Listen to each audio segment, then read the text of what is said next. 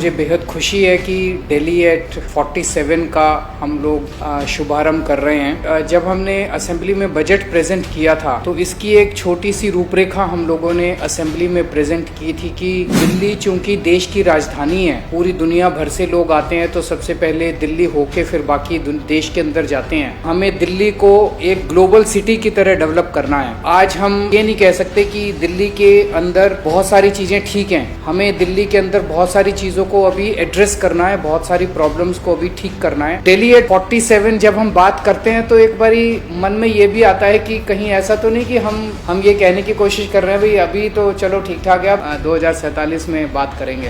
That is not the purpose. The purpose is कि बहुत सारी प्रॉब्लम्स हैं, उनके समाधान निकालने हैं। जैसे हमने असेंबली में इस बार जब रखा कि हम अपनी दिल्ली की पर कैपिटा इनकम सिंगापुर के बराबर लेके जाएंगे, या मैं कहूं कि हम 2048 के ओलंपिक के लिए बिड करेंगे। These are some things which are a little long term. लेकिन अगर मैं कहूं कि हम 24 घंटे दिल्ली में पानी देंगे, ये 2047 तक वेट नहीं करना चाहिए। पिछले 5 साल के हमारे एक्सपीरियंस ने ये दिखाया कि समाधान निकाले जा सकते हैं, समाधान ढूंढे जा सकते हैं। इच्छा शक्ति चाहिए, विल पावर चाहिए, पॉलिटिकल विल चाहिए। पिछले 5 साल के अंदर दिल्ली सरकार ने अच्छे एफर्ट्स किए। अभी परसों 12वीं क्लास के नतीजे आए हैं और आपको ये जान के ताज्जुब होगा, दिल्ली सरकारी स्कूलों के नतीजे 99.97% आज तक कभी 70 साल में भारत के इतिहास में सुना नहीं होगा। पिछले 5 साल से दिल्ली के सरकारी स्कूलों के नतीजे प्राइवेट से ज्यादा अच्छे आ रहे हैं। हमारे एजुकेशन को लेके और बहुत सारे सपने हैं, उसको भी इम्प्लीमेंट करेंगे। अभी हमने एक स्पोर्ट्स यूनिवर्सिटी बनाई है,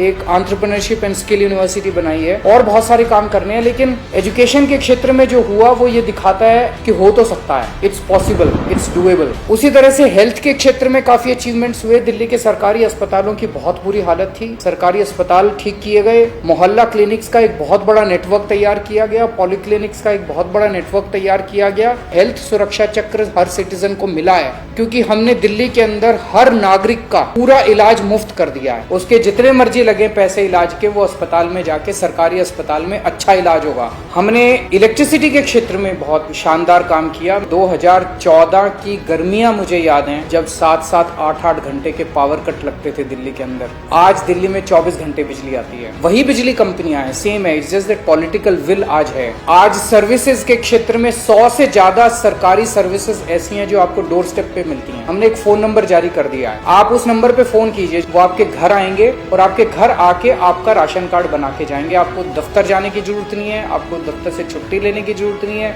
आपको दलाल को पैसे देने की जरूरत नहीं है, आपको घर आके door step delivery of service करके जाएंगे। दिल्ली सरकार के जो फाइनेंसेस थे उन फाइनेंसेस को ठीक किया। सीएजी की पिछले साल रिपोर्ट आई है जिसमें लिखा है कि Delhi government is the only government in the country, state government in the country जो प्रॉफिट में चल रही है। ईमानदारी से सरकार चल रही है, हमारी नीयत अच्छी थी, इसलिए हर प्रोजेक्ट के अंदर हमने पैसे बचाए हैं और उस तरह से हमने सरकार को एक तरह से फाइनेंशियली सस्टेनेबल और अकाउंटेबल बनाया। बहुत सारी चीजें करनी बाकी हैं जिसके ऊपर अभी काम चल रहा है। दिल्ली की सड़कें चौड़ी तो बहुत हैं लेकिन अच्छी नहीं है। उन सड़कों को यूरोपियन स्टैंडर्ड्स का हम बनाना चाहते हैं। दिल्ली में हम पानी चाहते हैं कि 24 घंटे पानी आना चाहिए। ट्रांसपोर्ट को ठीक करना है, दिल्ली का ट्रांसपोर्ट सिस्टम, उसके ऊपर काम कर रहे हैं। हमारा एफर्ट है कि पूरा का पूरा ट्रांसपोर्ट जो है वो इलेक्ट्रिक व्हीकल्स के अंदर कन्वर्ट हो। बहुत बड़े स्केल के ऊपर दिल्ली में लेक्स डेवलप की जा रही हैं। एक बहुत बड़ा प्रोजेक्ट है जिसमें दिल्ली के अंदर पार्क्स एंड गार्डन्स बनाए जा रहे हैं। जैसे मैंने कहा कि स्पोर्ट्स यूनिवर्सिटी हम लोगों ने बनाई है और स्पोर्ट्स यूनिवर्सिटी का हमारा मेन मकसद यही है कि एक तरफ ज्यादा से ज्यादा पॉपुलेशन को स्पोर्ट्स में इन्वॉल्व करें, ओलंपिक में और इंटरनेशनल लेवल पे हमारे खिलाड़ी ज्यादा से ज्यादा